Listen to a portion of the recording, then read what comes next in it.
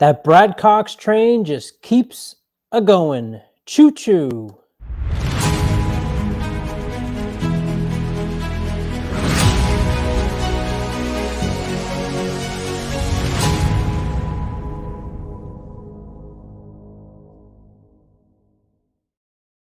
What's up, everybody? Welcome back to Trust the Profits YouTube page. My name is Colin Sheehan. The channel has seen incredible growth over the last 2 weeks.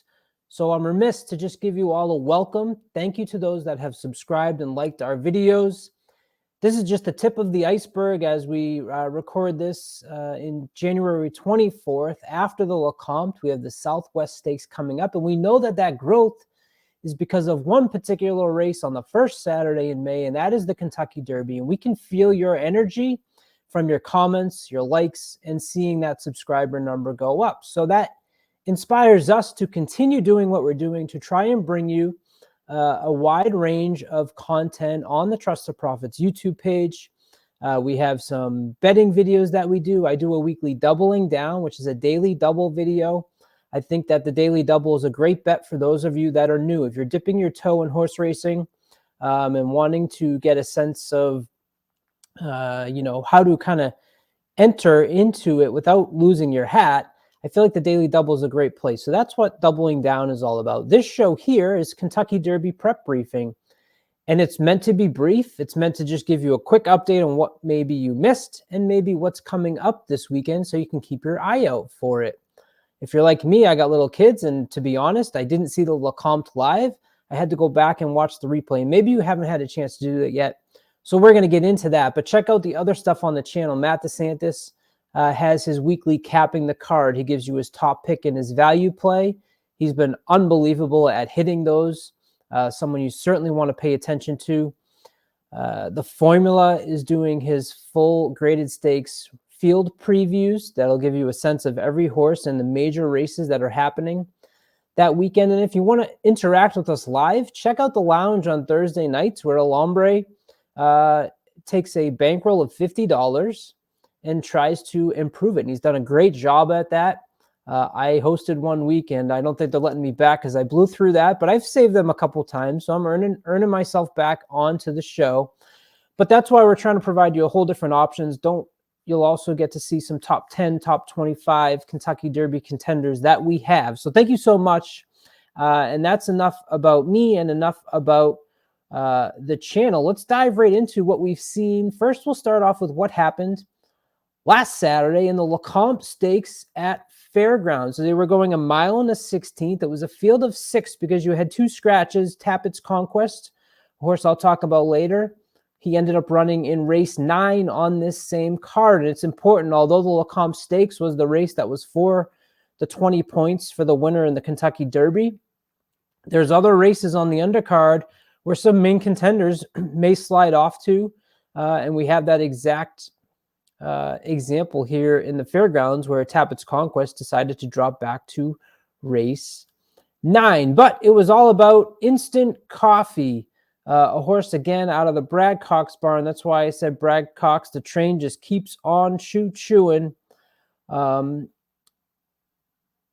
weren't blazing up front. Echo again, who went off at 2-1, set the early fractions going 24-2 and 47 and some change. Sorry the video's so blurry, but on the outside you'll see Instant Coffee showing that he is not going to be going away. Echo again was pulled up by Tyler Gaffione in the stretch, and that was the question going into this race was how would Echo again handle the distance? Didn't handle it so well in the Springboard Mile, and unfortunately seeing him pull up is nothing you ever want to see. However, it was good to know that afterwards everything checked out okay, so there wasn't any long-term concerns for Echo again. But it was Instant Coffee who earned 20 points for the win, jumping into second place on the standings. And if you check in on Circa Sports, the Derby Futures has Instant Coffee your third choice at 20-1. That's pretty interesting. But what happens is when you have horses early, both in the fall and winter of last year and early this year, winning races like Instant Coffee has, it's just natural. He's going to jump up in both the Derby points, obviously from the wins, and in your Derby futures, because as the Trust of Profits have put together their top 25 and our top 10 list, there's so many horses to try and keep track of. Many of them will fall under the radar. So the ones that aren't on the radar are the ones that will pop up on those Derby futures. So you have Instant Coffee third at 20-1. And for some context, Forte, who won the Breeders' Cup Juvenile, is just under 8-1. And Arabian Night, who a horse we will see this weekend, is almost at 12-1. A little bit on Instant Coffee. He's out of the first crop of Bolt Doro with stamina influence from Megliodoro on that side. And on the DM side, out of Follow No One, who was a winner at a mile in the 70s. So as we've seen with Instant Coffee, we're really not probably concerned about at least the mile in the 16th and the way he finished off the Lecomte, although it was a little bit slow. I think they went 26 and then 6 seconds, so 32 seconds there for the last fractions. He didn't have to go faster. He did what he had to do to win. He now has 3 wins in 4 races. He was first in the Kentucky Jockey Club, and now he adds the Lecomte Stakes to his resume. So he's not going anywhere. And with Brad Cox being your trainer,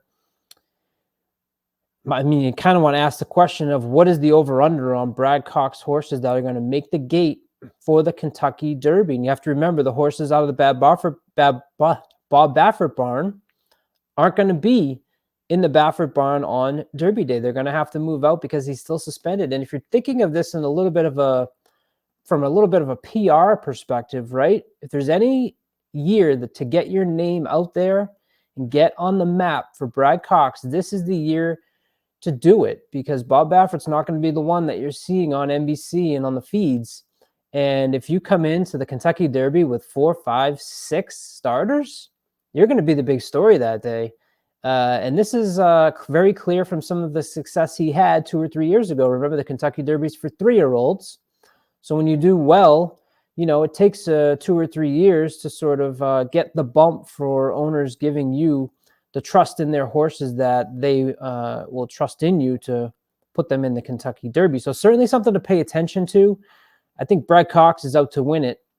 The other thing I wanted to point out, as I said last week, it's important to pay attention to some of the other races that are taking place on these big days. And that was the case with race number 9 at Fairgrounds on Saturday. Banishing was a key scratch, leaving a field of 5, which is where Tappett's Conquest ended up entering into, or should I say, he was entered in both races. He scratched out of the Lecomte and ran here, running along with Determinedly out of the Cassie barn, who had shown promise but only had the 1 win. But it was he had a solid second to Arabian Night Breeders' Cup weekend and ran 3rd in the Gun Runner behind Jace's Road. And we'll take a look at the video here of Determinedly in the stretch. But the horse I wanted to point out is the horse on the rail, number 3. That is Tappett's Conquest.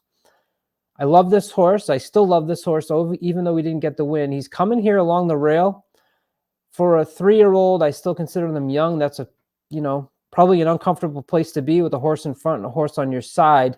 And he's squeezing up the rail here. And if this race is a little bit longer, he gets there. Watch the gallop out when they cut the camera here, because you will see Tappett's Conquest quite a couple of steps ahead of Determinedly. Certainly a playback for me. He took a lot of money in that race. Maybe it was because of the short field. Maybe people have been following along here and have been listening to me or following me on Twitter at CSheehan45. Certainly one of the horses I'm excited about. You're probably not going to get a great price when he does return, but it's all about following these horses and seeing how they do. That's what makes this so fun. So we turn our attention to this weekend. January 28th is the Southwest Stakes at Oaklawn Park. And you kind of have all these little series. That's what's going on. You had your Fairground series. Now this weekend it turns to Oaklawn. The first race was on New Year's Day, where Victory Formation went wire to wire, and the Smarty Jones, Angel of Empire, was a solid second that day. So now we have the Southwest, which is worth 20 points again. The Rebel is in February 25th, is worth 50, and the Arkansas Derby is the big race at Oaklawn on April 1st for 100 points. And what I like to do is always kind of refresh my memory about last year's 2022 Southwest Stakes. As we kind of go along the trail, I always like to take a step back. If you have a memory like me, it's terrible. And I'm always like, oh, what happened last year? That's right. Bob Baffert came in with a horse by the name of Newgrange and beat a field of 12. You'll notice a personal favorite of mine that people love to rag on me for is Barber Road, and they rag on me accurately because he never gets to win. And he had a solid second in this race. But as you go down through the list, there's nothing really that pops out at you, at least from last year, and then following along through last year's Derby Trail. But this year, we have a little bit of maybe the same case. Bob Baffert's flying in Arabian Night. I shouldn't say flying in. Arabian Night ran on Breeders' Cup weekend. Comes in with a lot of hype after that maiden race, where he earned 104 Brisnet speed figure. Arabian Night's kind of the one that a lot of people have high up on their list. So there's a lot of anticipation to see Arabian Night's follow-up to that race on Breeders' Cup weekend. Brad Cox sends out 3. So we keep talking about Brad Cox. Part of the reason he's win them all, he has all these really solid starters in these races. And the anticipation out of the Brad Cox barn is certainly on Corona Bolt. Corona Bolt, this will be the first time Corona Bolt is trying 2 turns. Hit Show is 2 for 3. He lost a confidence game, who we just saw in the Lecomte finishing 3rd. Both of his wins have come from off the pace. So if you start thinking of the little scenario where Corona Bolt and Arabian Night are going at it up front, maybe even with Jace's Road, who's generally forwardly placed, that may set up for a horse like Hit Show, the number 8 there. And I also want to make sure you go back and watch this number 7 Red Route 1's last race in the Kentucky Jockey Club. The comment says, willing, this horse was dying for space. And if you remember that stretch run, Instant Coffee got to the outside and was able to run past everyone. Red Route 1 really had a lot of horse, or had a lot of energy that he was not able to expend in the stretch run there. So Red Route 1 is a horse that I am certainly interested in. He's in my top 25. As we looked at the rest of the Trust the Profits, they didn't have him in there. So I'm hoping we can get a nice price with Red Route 1, and I'm hoping for Steve Asmussen, he pops as a possible contender.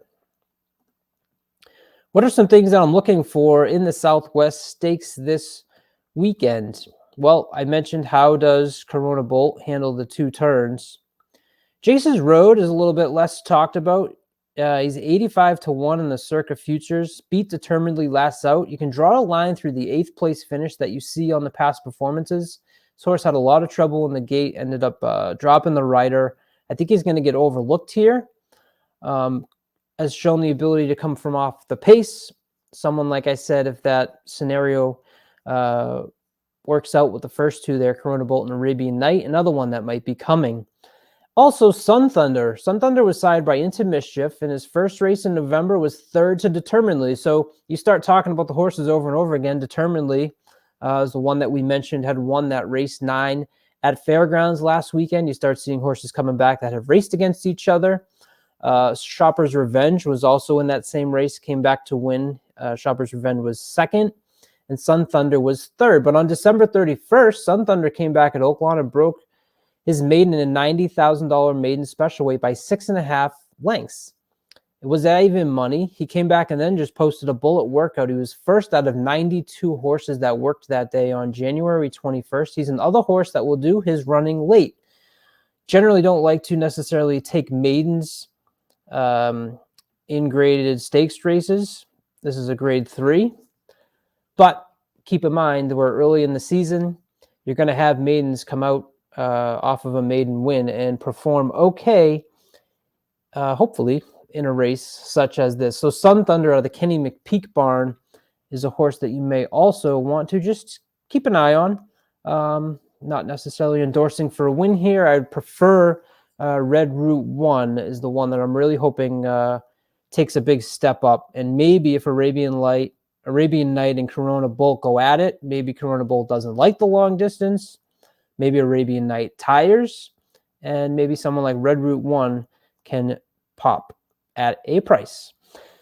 So that'll do it for this week. Be sure to check in. We'll obviously keep you up to date next week on what happens in the Southwest. And we are going to be updating our top 25 and top 10 here on the channel. Thank you so much for all of your support. Please like and subscribe. It does so much for us. For those of you that are new, welcome and have a great rest of your week.